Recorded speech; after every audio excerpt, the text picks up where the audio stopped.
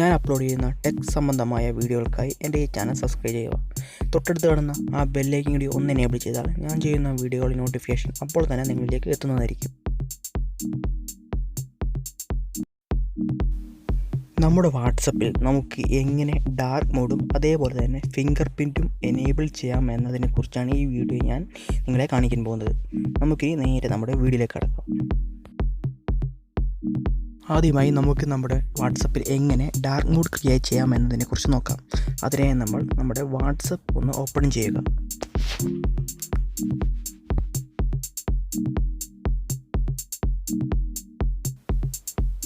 ഞാനിവിടെ എൻ്റെ WhatsApp open ചെയ്തിട്ടുണ്ട്. നിങ്ങൾ തൊട്ട് മുകളിലായി ഒരു 3 ഡോട്ട് കാണാം. അത് ക്ലിക്ക് ചെയ്ത് ഏറ്റവും അവസാനത്തെ ഓപ്ഷനായ സെറ്റിങ്സ് ഓപ്പൺ ചെയ്യുക.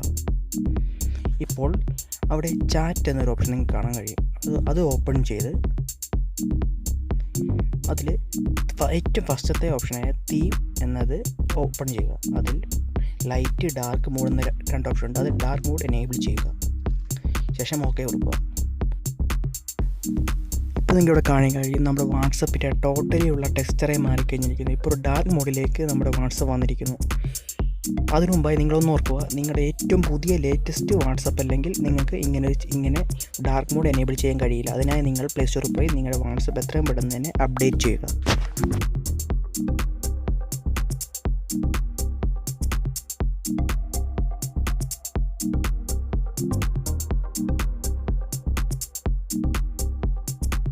നമുക്കിനി എങ്ങനെ നമ്മുടെ വാട്സപ്പിൽ ഫിംഗർ പ്രിൻറ്റ് എനേബിൾ ചെയ്യാം എന്നതിനെക്കുറിച്ച് നോക്കാം. അതിനായി നമ്മൾ വാട്സപ്പ് ഒന്ന് ഓപ്പൺ ചെയ്യുക.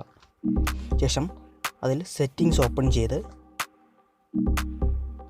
അക്കൗണ്ട്സ് എന്ന ആ ഒരു സെറ്റ് ഓപ്പൺ ചെയ്യുക. അത് നിങ്ങൾക്ക് പ്രൈവസി എന്നൊരു ഓപ്ഷൻ കാണാം. അത് ക്ലിക്ക് ചെയ്ത് ഒന്ന് സ്ക്രോൾ ചെയ്യുമ്പോൾ തൊട്ട് താഴെ ഫിംഗർ പ്രിൻറ്റ് ലോക്ക് എന്ന് കാണാം. അതിൽ അൺലോക്ക് വിത്ത് ഫിംഗർ പ്രിൻറ്റ് എനേബിൾ ചെയ്യുക. അതിൽ നിങ്ങൾ ഫിംഗർ ഒന്ന് സ്കാൻ ചെയ്യുക. ശേഷം നിങ്ങൾക്ക് അവിടെ കാണാൻ കഴിയും 3 ഓപ്ഷൻ. അതിൽ നിങ്ങൾക്ക് വേണ്ട രീതിയിൽ immediately after 1 minute, after 30 minutes അത് ഏത് വേണമെങ്കിലും നിങ്ങൾക്ക് സെറ്റ് ചെയ്യാവുന്നതാണ്.